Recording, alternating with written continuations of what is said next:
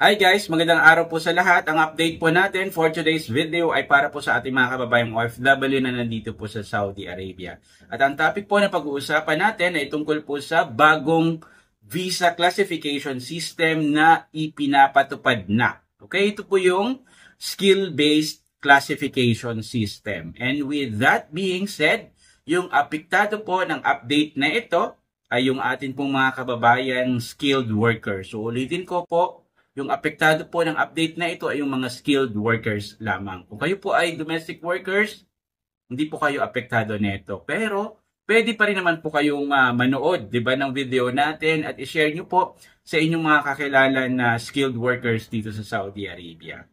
Ito po ay effective or nagsimula na para sa ating mga current employees noong July 5, 2025. At ito ay naging effective para sa mga newly hires.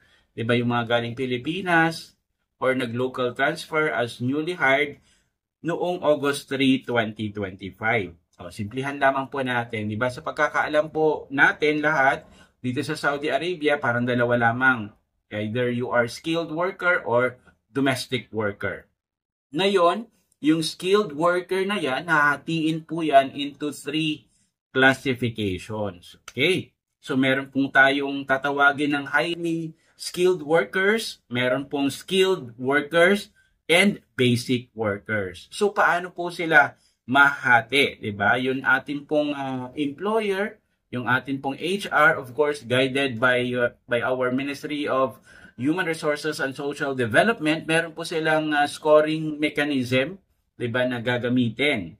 Gamit po ng ating educational background, yung ating mga work experiences, professional skills po natin, yung sahod po natin, 'di ba, yung wage level natin, at ganoon din po ng ating edad.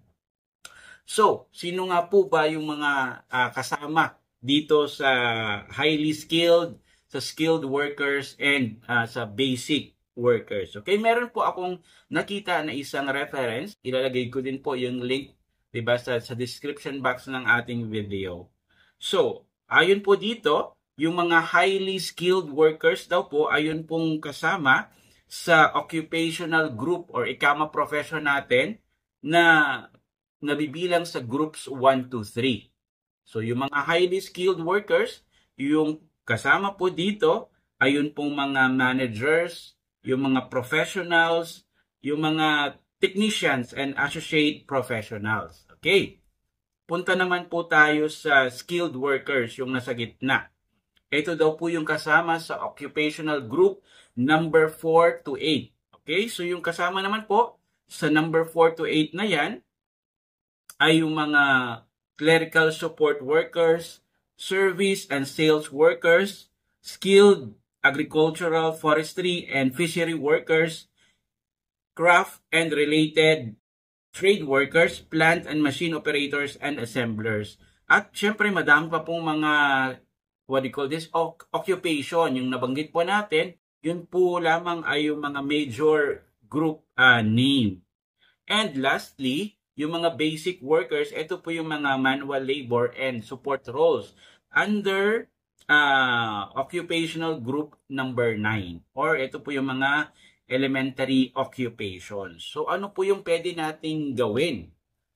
So, kailangan po nating i-gather at dapat po i-verify yung ating mga academic credentials and employment history. Okay? Especially po yung ating mga certificate of employment. Dapat po sila ay valid, legit, and verified. Diba? Dito po sa Saudi Arabia, pwede po nating makuha yung ating certificate of employment sa ating mga previous employer through Kiwa platform. Pangalawa po, pwede po tayong sumali sa mga programa na pwede pong makapag-verify at makapagkilala ng ating mga skills dito sa Saudi Arabia. And then, siguraduhin din po natin na dapat yung ating mga verified official na mga kontrata, ganun din po sa Kiwa, ay tugma. Diba? At sakto po sa ating mga title, sa ating profession, at sa ating mga duties and responsibilities. So ano nga po ba yung benepisyo nito para sa atin, sa mga skilled workers? Siyempre guys, kung mapapatunayan po natin na tayo po ay nasa mas mataas, 'di ba, na visa classification, kumbaga tayo po ay nasa punto na pwede po tayong mabigyan ng mas mataas na sahod. Just in case tayo po ay mag-exit at bumalik, 'di ba, sa Saudi Arabia, meron po tayong patunay na tayo po ay nanggaling sa ganitong visa classification.